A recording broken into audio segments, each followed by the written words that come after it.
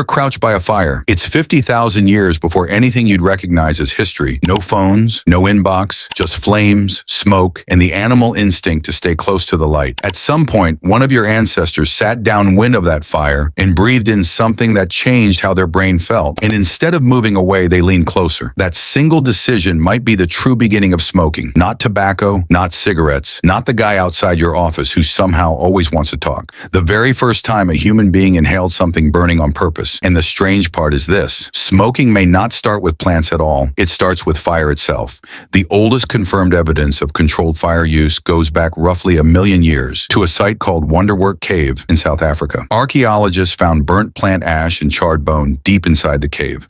Not wildfire damage, a contained, deliberate fire. The species using that fire wasn't even Homo sapiens yet. It was Homo erectus, smaller brain, heavier brow, zero interest in permission. And for hundreds of thousands of years, every human and near-human ancestor who huddled near a flame breathed its smoke. Every single night, it was unavoidable. But not all smoke is equal. Burn different plants and you get different chemistry. Some release alkaloids and psychoactive compounds that interact directly with the human nervous system, which means some of our ancestors were almost certainly getting high by accident, with no idea why the evening suddenly felt better. This isn't fringe speculation. Researchers have long proposed that early humans in forested regions were regularly exposed to smoke from cannabis and other naturally occurring psychoactive plants across Africa, Europe, and Asia.